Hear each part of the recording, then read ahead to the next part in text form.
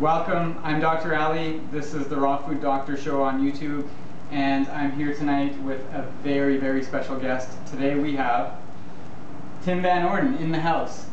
And if you're not familiar with Tim, he is a 3-time national trail running champion. And the last time he was in Vancouver, we went up the Grouse Grind and he set the record for his age category, which is pretty unreal. So I want to share with you some of the foods that Tim uses to be as awesome as an athlete as he is. So Tim, what do you do during a typical day? 3 to 4 ounces of beef when I wake up in the morning. No, that's not true. I have a green smoothie when I start the day every day. A couple bananas, no more than 2. 1 to 2 bananas.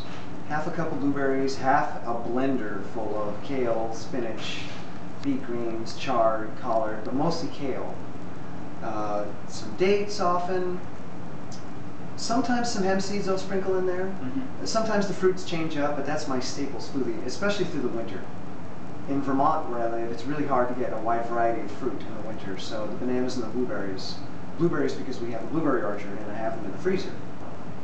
So that's my staple food in the winter. So that's my breakfast, and it's about a liter. Of green smoothie. A liter of green smoothie. And you do what, like 50% fruit, 50% greens? It's probably 65 or 66% greens and 34% fruit. It's probably closer to that. Okay.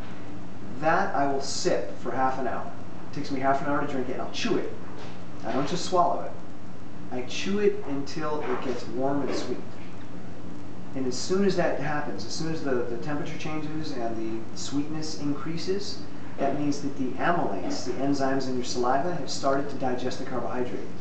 And then you swallow. And then I swallow it. Got it. So then when it gets down into my stomach, no carbohydrate digestion takes place in the stomach unless you've initiated it in the mouth first. So if you just swallow your smoothie without chewing it, it's going to sit in your stomach and bad things are going to happen. You could get gassy, excuse me, or it can ferment. But if you chew it first and start to digest it, that amylase will continue to break it down while it's sitting in the stomach waiting to go into the small intestine. So always chew your smoothies. That's a good sounds point. weird. Then I will munch on fruit throughout the day. I might have 5 to 6 pieces of fruit throughout the day, and then a giant salad. And that fruit will vary, whatever I can find. And I usually eat 1 piece at a time, unless it's a small fruit. Do you ever eat like a whack load of bananas or a whack load of mangoes? You don't do that. You like the variety? I like the variety, and I won't eat more than, like for instance, a plum. Plums are not that big, so if I'm eating plums, I might have 2. If I'm eating bananas, I'll have 1. Post-workout, like say I just did a 30-kilometer run. The most bananas that I will eat is 3. I may eat something else too, but I'm not going to eat more than 3 bananas. 3 bananas is too much for me. And I'm not also going to continue eating for half an hour just pounding the calories back in. Because the way that I've trained my body to work is that I burn mostly fat when I'm moving. How do you do that? You exercise underneath your lactate threshold. When your body burns carbohydrates, the byproduct is lactic acid.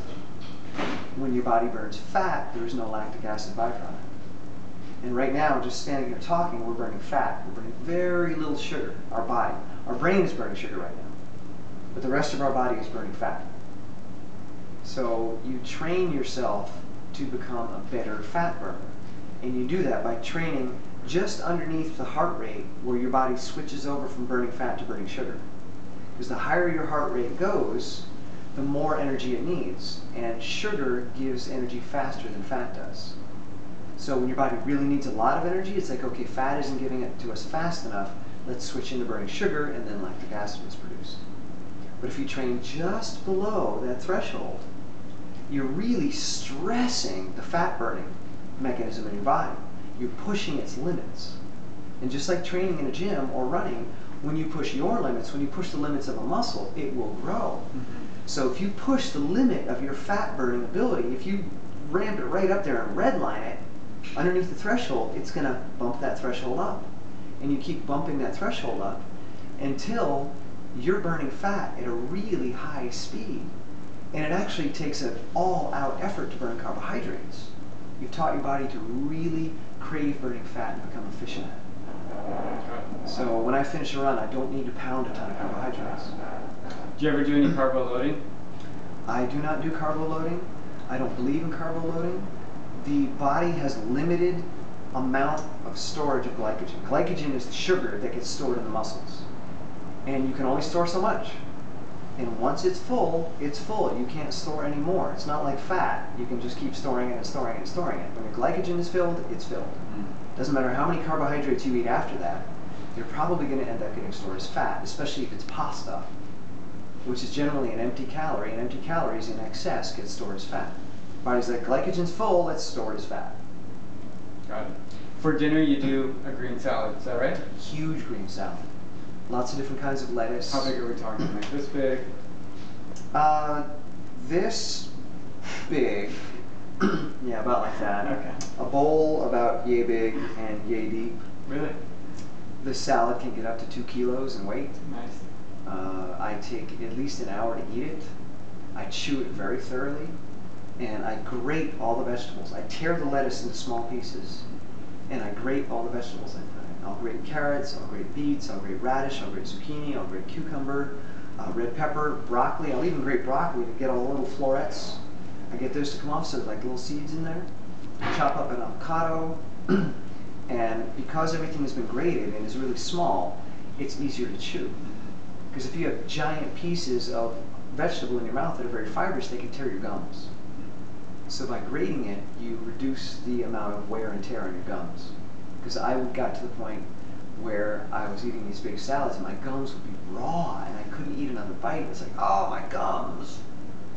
So by grating all the vegetables, you reduce the impact on your gums. And I think that's a really big point. If you're going to do big salads and big vegetables, grate it, make it easy to chew. Good to know. Yeah. There we go. And that's my day. And that's his day from one of the best athletes we have in this country, in North America, and that's what he eats. Any superfoods? Any supplements? I believe in super bodies, not superfoods. I think the human body is not the miracle, not the food. The food is just the fuel. All of the brilliance that comes from being alive is your body, it's not the food. The food just facilitates you to become super. You know, and once you start comparing one food to the next, this one's better, it's really just all about marketing, somebody trying to make money off a product. You know, simple, fresh, whole food produce, simple, that you can find anywhere is what I eat. That's all I eat. And it gives me, you know, ridiculous energy and performance, so I'm sold.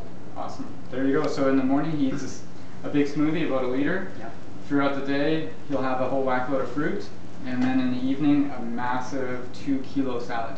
Massive! Huge!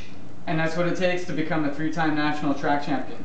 A cross trail. Maybe someday track. A trail champion. Thanks for joining us, Tim. Thank you.